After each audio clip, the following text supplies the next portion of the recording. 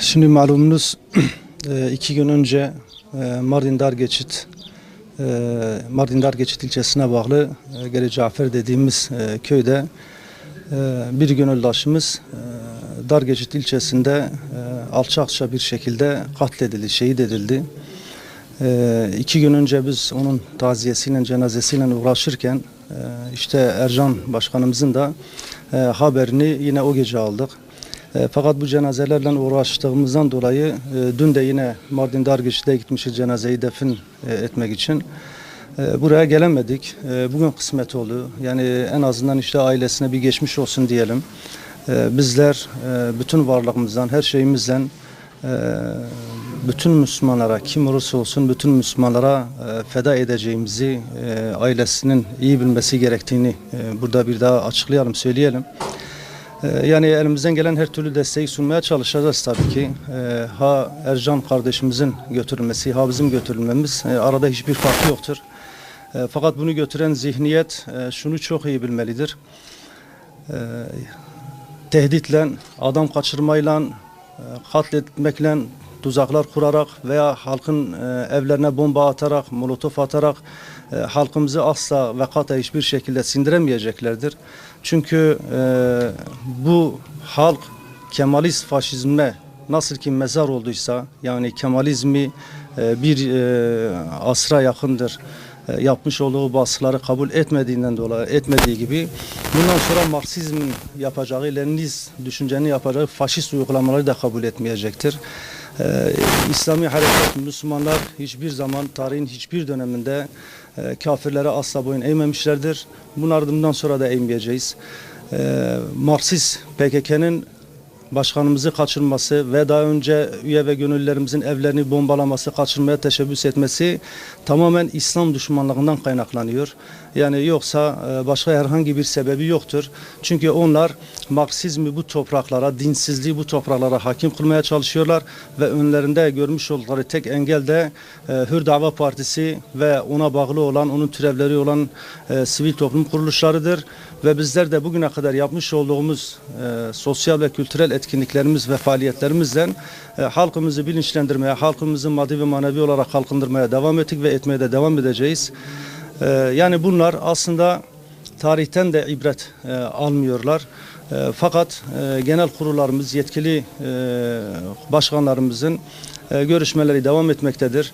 Biz elbette ki bununla ilgili olarak genel başkanlık düzeyinde hem 2 gün önce hem dün hem de bugün farklı yerlerde gerekli açıklamaları yaptık. Bir daha onları tekrarlamaya gerek yoktur. Fakat şunu söyleme gerekirse bu kardeşimizin kılına zarar gelirse inanın çıkacak olan sonuçların altında ne BDP kalır, ne BDP'nin yetkilileri kalır, ne belediye başkanları kalır, ne ilçe başkanları kalır. Hiç kimse bunun hesabını veremez. Bundan dolayı halkımızın sabrını test etmesinler ki daha önce test etmişlerdi, karşılığını görmüşlerdi. Bundan dolayı bu halka artık baskı uygulamak ve bu halkın acı çekmesinin önüne geçmek gerekiyor.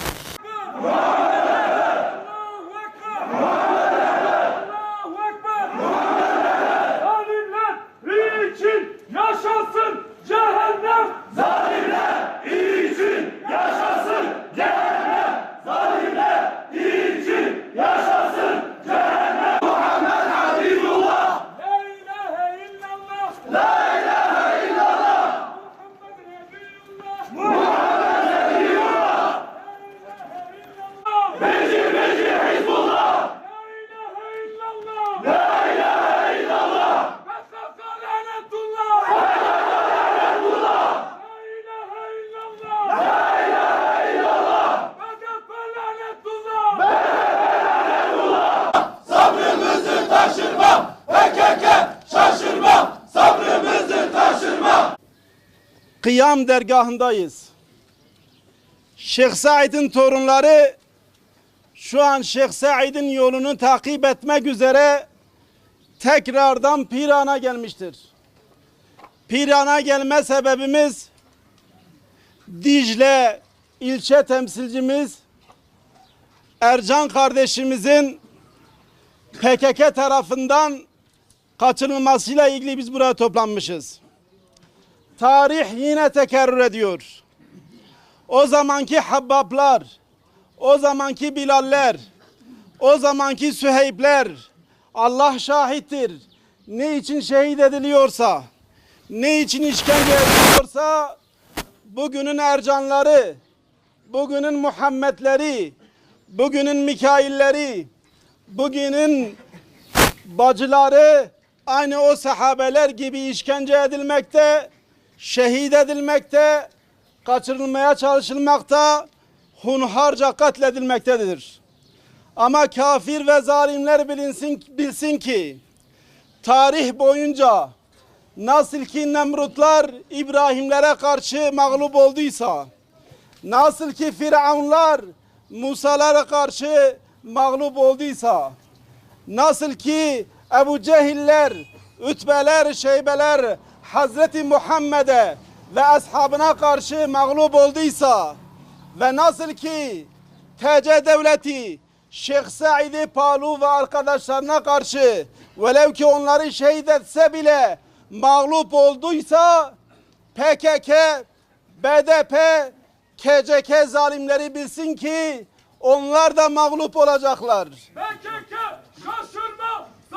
Kürt halkı İslamidir. Dolayısıyla İslami olmayan, Muhammedi olmayan, Kur'an'ı olmayan hiçbir oluşum burada yer bulamaz. Kürt halkı bunu görmekte ve dolayısıyla buradan sesleniyoruz. Ercan kardeşimizi derhal bırakın. Başkanımız da beyan etti. Bunun sorumlusu siz olacaksınız. Başkanlarına sesleniyorum. Milletvekillerine sesleniyoruz. Müteahhitlerine sesleniyoruz. Bu büyük bir sorumluluktur. Bu sorumluluğun altında kalkamazsınız.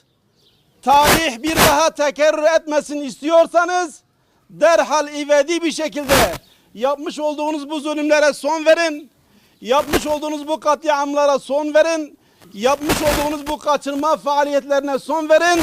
Zira Müslüman halk sizi affetmez ve affetmeyecektir. Ama yakın zamanda inşallah Ercan kardeşimizi ziyaret etmek üzere tekrardan geleceğiz. Gazasını mübarek edeceğiz. Direnişini mübarek edeceğiz.